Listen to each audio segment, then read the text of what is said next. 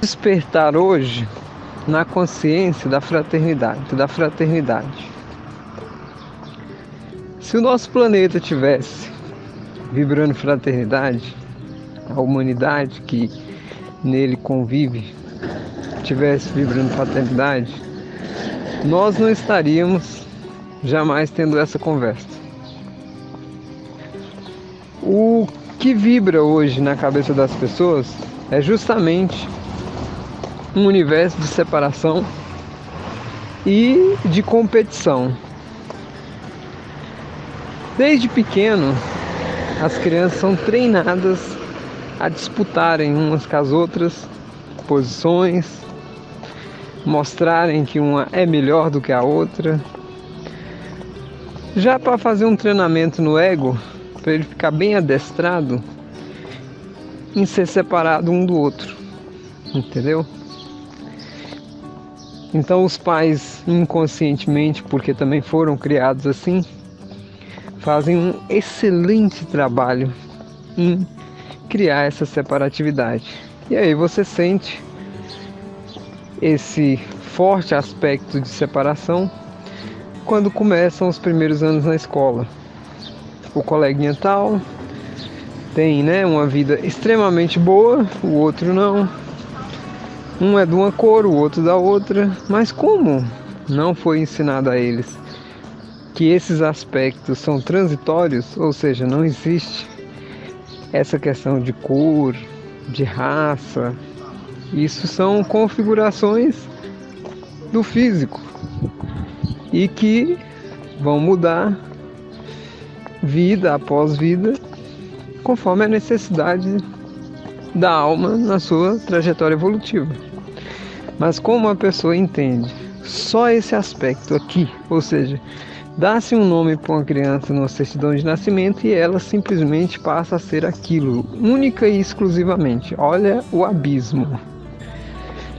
Então eu tenho um filho de 4 anos, então desde quando ele nasceu, um aspecto me chamou a atenção muito sutil, que é: qual é a ligação dele comigo em outras vidas?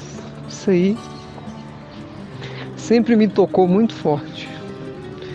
E até o encontro, meu com a minha esposa me coloca muito nessa pergunta que fica vibrando bem sutilmente: qual é o nosso entrelaçamento?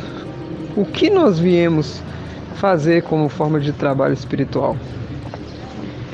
Eu sempre me coloco na posição de estar elaborando um trabalho. Eu nunca coloquei-me na posição de defesa, ou seja, de ignorar a realidade, mesmo que em alguns momentos da vida o sofrimento ele força a gente a não aceitar a realidade, mas ignorá-la é impossível. Então o que eu convido as pessoas é justamente isso. Se você tem filho e já passou-se anos e anos e você nunca fez isso, busque em teu coração, busque em tuas memórias ancestrais, principalmente na vontade e poder que você tem, qual a tua relação com teu filho. Porque existem muitas relações que as pessoas não iriam querer saber, relações kármicas pesadas. Porém, quando o ser já está autoconsciente, quando ele tem consciência do que ele veio fazer, tudo é mais sutil. Ele não precisa ter medo, as coisas vão ser redistribuídas a ele com muita tranquilidade. Nesse contexto da fraternidade, quando um planeta vive nessa proposta, existe aquilo que o John Nash, Nobel de Física, propôs, que é justamente um pelo outro, todos por todos, e trabalhar sempre em equipe, de maneira sistemática, a alcançar um objetivo onde todos avancem de maneira igual, porque a proposta é que todos cresçam. E para que isso aconteça, o grupo tem que ter essa consciência de que não há avanço se todos não avançarem. Existe isso muito bem planificado, muito bem explicado pelo Hélio Couto, palestras memoráveis, mas algumas pessoas ainda não entenderam. Como é que eu aplico isso na minha família? Essa é a pergunta. Como é que você aplica isso na sua família? É muito simples a gente pensar nesse contexto se dependesse só da gente. Mas nós sabemos que não depende. A família é uma micro-sociedade já para treinar o ser a viver em sociedade. Ou seja, ele vai se trabalhar ali dentro para se capacitar a conviver no meio das outras pessoas. É um período chamado de adaptação. Quando uns astronautas eles vão para o espaço, eles têm um período, e é longo, às vezes são 3 a 5 anos, de adaptação. Eles vão para câmaras lá, onde tem gravidade zero, eles vão experimentar a questão para o organismo deles se adaptarem. Porque se você jogar um astronauta sem treinamento nenhum naquela situação, ele não dura ali horas. Então é um treinamento vasto, 3 horas assim por dia. Eu já li alguns prospectos, achei muito interessante. Eles ficam 3 horas na gravidade zero por dia, e aquilo vai aumentando até um ponto que eles ficam 12 horas e assim sucessivamente, para eles poderem se condicionar. O que acontece com a criança dentro da família? Não é a mesma coisa? Não é a mesma situação? Chamada ambientação? Você pega mini conflitos familiares e faz o ser experimentar para ele ir para os macro conflitos. E é muito importante que os conflitos existam, sim. Interferência construtiva. Não há essa vida perfeita aqui na dualidade. E nem nas mais altas frequências. O que existe é justamente seres tomando uma decisão a todo momento e colapsando a função de onda. Tomou a decisão, escolheu a realidade que ele quer e aquilo afeta todo o universo. Nós, como existe esse emaranhamento, né, de todos no universo, está ligado em todos, a decisão de um afeta todos, isso já é realidade. O problema é que quando você vive numa realidade e ignora ela, e faz o que nós fazemos aqui na Terra, de trabalhar na separatividade, você vai na contramão do trabalho universal. E aí a gente vê toda a problemática: doença, pobreza, brigas, desavença, filhos que são rebeldes com os pais, pais que ignoram seus filhos, mães que criam filhos sozinhos. A família simplesmente despedaçada porque não entenderam esse princípio básico que Nash explicou, que todos têm que trabalhar para o bem de todos. E que um tem que trabalhar para o bem de todos é aquela questão do indivíduo para todos e de todos para o indivíduo e todos por todos. Ou seja, em toda a matemática que você fizer, há uma cooperação global entre os seres. Se isso é aplicado na família, e nem em sonhos eu estou dizendo para você que eu aplico isso 100% na minha família. Por quê? Porque eu estou falando para vocês, eu consigo ver isso claramente, não manifestado em muitos dos aspectos da minha família, justamente porque a gente não fez uma chamada protocolo, né? Então, como nós não fizemos o protocolo, eu não tenho uma pessoa que faz a vibração que eu faço.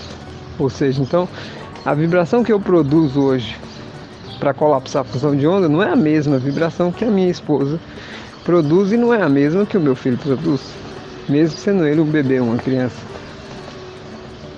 Todo esse complexo, ele vai gerando um campo de estudo. Então eu tenho na minha família um laboratório incrível de como transformar isso.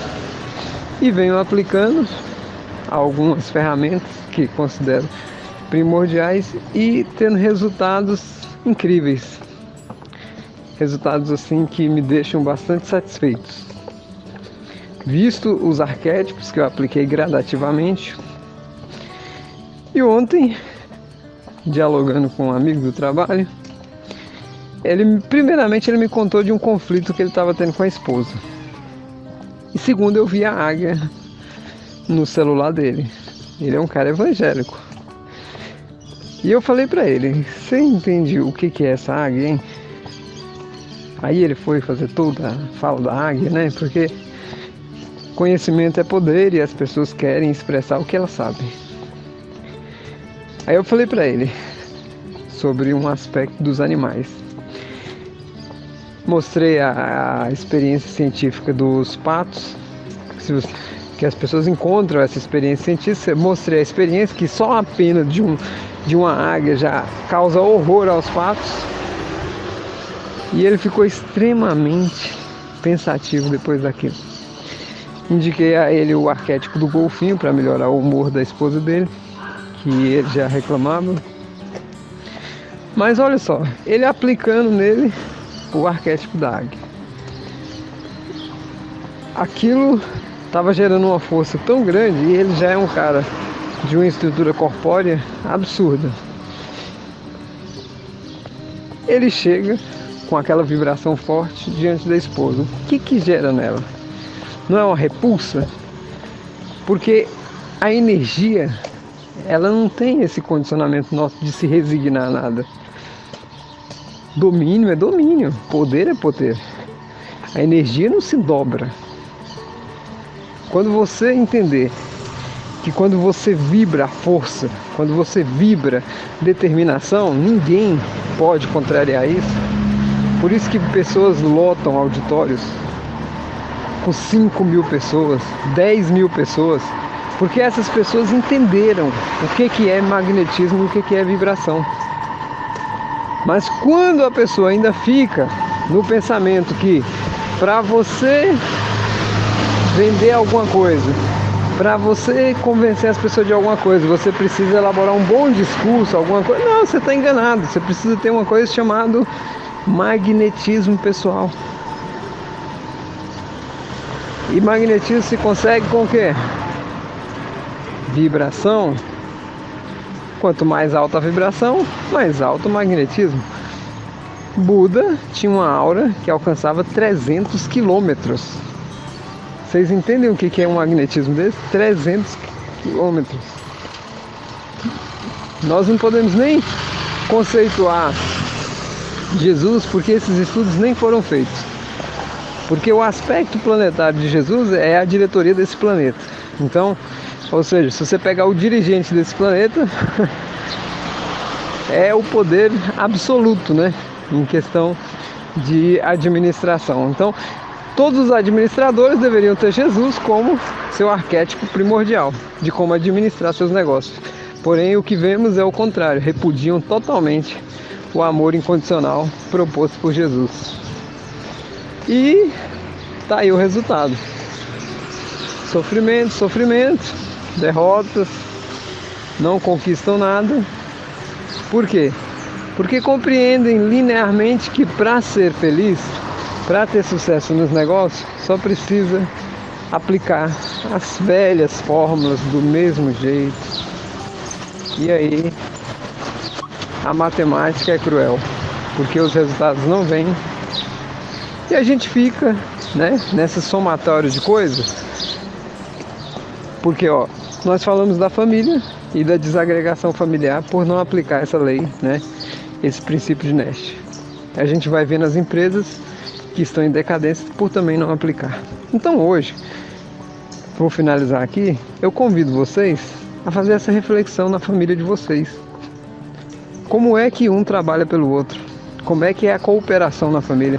Como é que vocês estão, a nível familiar, trabalhando para o bem do outro? E aí você pode se perguntar: mas o meu marido não está. Olha, o trabalho começa por você. Se você começa a aplicar a lei, ela começa a ter um impacto na sua família. E sucessivamente ela vai tendo mais impacto, mais impacto, mais impacto.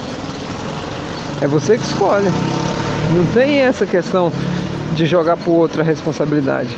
A responsabilidade é de cada ser, conforme ele vai, né, fazendo o seu papel. Como o beija-flor, que com uma gotinha de água ajuda a apagar um incêndio na floresta. Não importa se ele não consiga, mas ele está fazendo a parte dele. Tenham todos um ótimo